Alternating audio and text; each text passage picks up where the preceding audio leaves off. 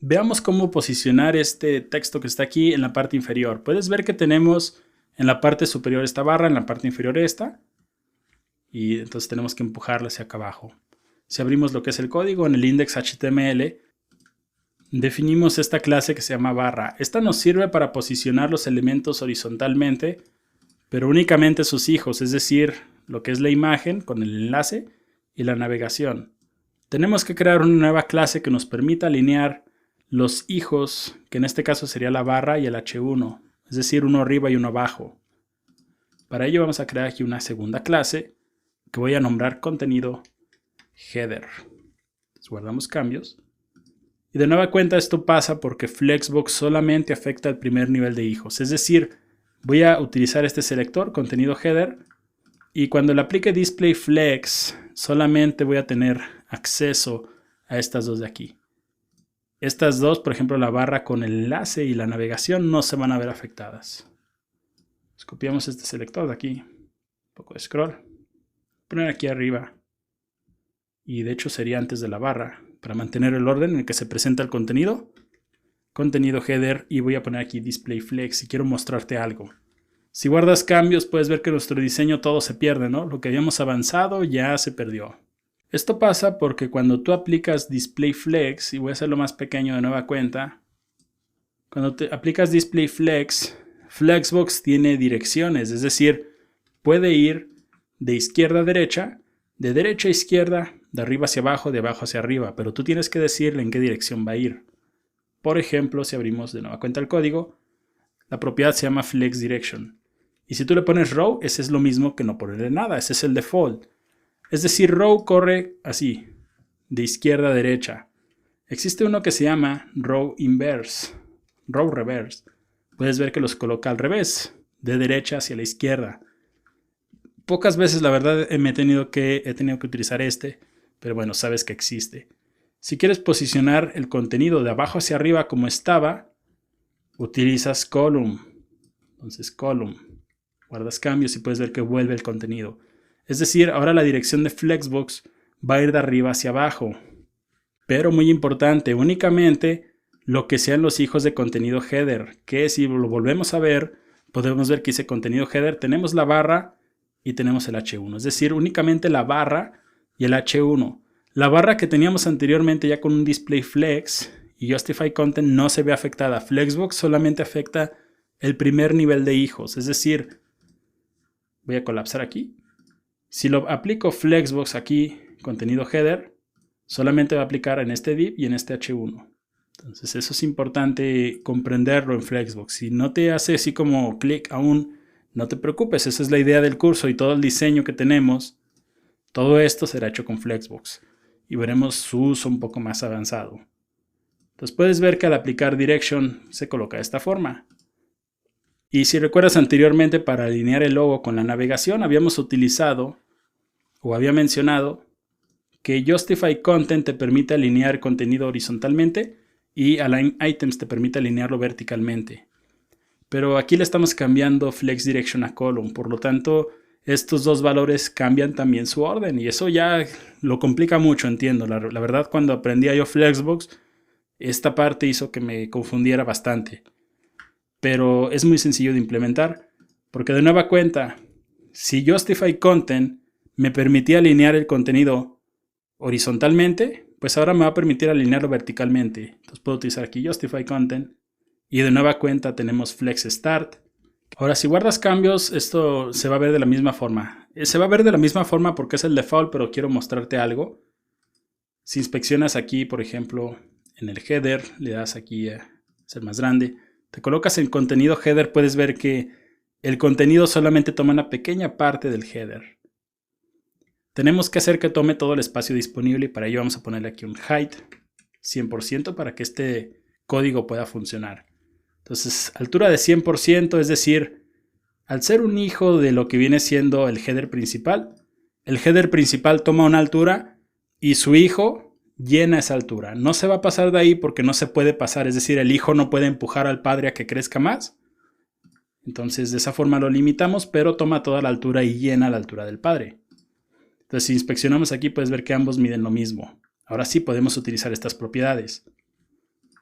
Flex Start es el default, por lo tanto se alinean hacia arriba, entonces da igual si está o no está, es lo mismo. Pero por ejemplo, digamos que te gustaría posicionarlos abajo, bueno, ahora utilizas Flex End y eso los va a empujar hacia abajo. Ahora si los quieres a medias, Center. Y puedes ver que se colocan a medias. Si los quieres, como vimos anteriormente, distribuidos, se utiliza Space. Y tenemos Space Around. Puedes ver que los coloca en lugar de la separación que teníamos, si recuerdas, así como la separación del lado izquierdo y del lado derecho, pero ahora está de arriba hacia abajo. También está Space Evenly, que es básicamente lo mismo. Y el que vamos a utilizar es Space Between. Ese nos va a permitir alinear uno arriba y uno abajo. Y la verdad puedes ver que se ve bastante bien. Sí, es confuso la parte de Flexbox, pero es el nuevo estándar y créeme, lo hace más sencillo que la opción anterior que había, que eran los floats. Ya hoy en día los floats no se utilizan mucho, no se deben de utilizar, salvo que el proyecto deba de ser desarrollado para un sistema muy antiguo, es decir, por ejemplo, Internet Explorer 7 u 8, ahí sí se utilizan los floats porque Flexbox no es soportado por navegadores muy anteriores, pero las últimas versiones de todos los navegadores soportan bien Flexbox. Finalmente puedes ver que este texto de aquí no se ve, es muy poco fácil, complicado de ver. Por lo tanto aquí voy a poner contenido header H1. Entonces esto va a seleccionar el contenido header y el H1 que está aquí. Entonces solamente va a seleccionar ese porque vamos a tener un H1 por página y solamente quiero afectar este. Primero le voy a cambiar el color. Recuerda, le podemos poner aquí white y va a ser blanco, o en hexadecimal, signo de numeral y puras Fs. 6 Fs en total y van a ser un color blanco. Entonces puedes ver que se ve bastante bien. Ahora, por ejemplo, si ves el diseño final, aquí tenemos más separación. Puedes utilizar, y voy a hacerlo hacia arriba que sea más fácil de ver. Puedes utilizar padding bottom. Y digamos que me gustaría que fueran 20 píxeles, 2 rem, es lo mismo que 20 píxeles.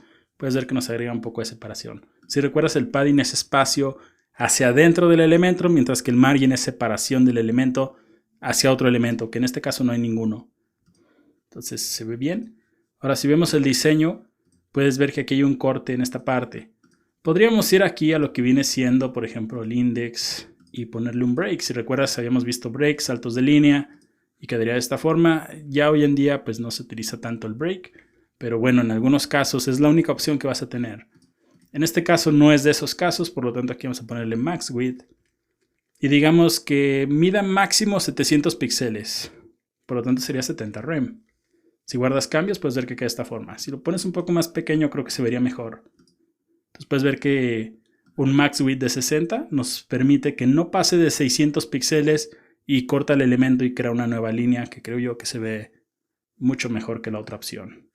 Puedes ver que aquí tiene como más separación entre cada uno de los textos. Este está más junto. Eso se conoce como interlineado. Por lo tanto aquí le podrías poner un line height. Esa es la propiedad que te permite el interlineado. Si le pones 1 es un interlineado de un renglón. Si le pones 2 es interlineado de 2 renglones, 3 y va a ir creciendo. También lo puedes poner como 0.5 rem, es decir, de esta forma. Quedará muy pequeño. O 3 rem. Aunque usualmente yo siempre le pongo 2 o 1.8, más o menos en ese rango, no muy amplio el interlineado. Creo que 2 se ve bastante bien para que se posicione aquí. Ahora si vemos el diseño, esta fuente es un poco más grande en realidad. Entonces no quiero, o mejor dicho, quiero aplicarle los tamaños de las fuentes hacia todas las fuentes, no nada más el H1. O mejor dicho, no nada más este H1, sino todos los H1s que llegue a tener en mi proyecto. Por lo tanto, en la parte de globales voy a colocar H1 y vamos a colocar los diferentes Hs que tenemos, un H2, un H3 y un H4. Siempre recomiendo en todos los proyectos que hagas, siempre lo recomiendo a todo el mundo, que por adelantado definas un tamaño, un sistema de tamaños. Después te vas a ver en problemas de estar cambiando fuentes, de que algunos párrafos, por ejemplo, miden 20 píxeles, otros miden 18. Define un sistema de esta forma, colócalos de esta forma y veles dando tamaños, por ejemplo, font size 3.8 rem, eso sería 38 píxeles, que es bastante grande. Font size 3.4 rem, pues puedes ver que baja por 0.4, este lo voy a poner como 3 rem y finalmente el H4, font size 2.6 rem. Entonces puedes ver que defino como un sistema y hago que mis distintos encabezados tengan tamaños proporcionales. Eso va a afectar a todos. Puedes ver que afecta a también este de aquí, este de acá. Y todos los distintos headings se van a ver afectados.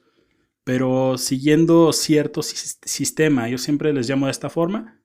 Entonces se ven mucho mejores y son parte de los globales.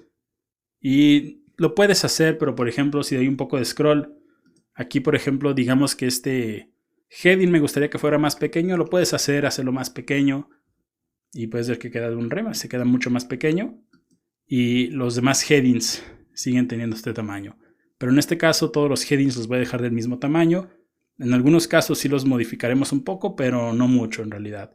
Definimos un sistema de tamaños de esta forma y queda mucho mejor tu código. Y de esta forma evitas que te pase a ti lo que me pasaba a mí hace 15 años ya, que estaba creando mis primeros sitios web, que muchas veces los encabezados y los párrafos tenían diferentes tamaños y a muchos clientes no les gustaba cómo se veía. En el siguiente video ya tenemos lista lo que es esta parte de arriba. Se va viendo bien, está tomando algo de tiempo, pero ya está tomando forma, creando un proyecto real. Entonces continuaremos con esta parte de aquí y veremos cómo hacerla a partir del siguiente video.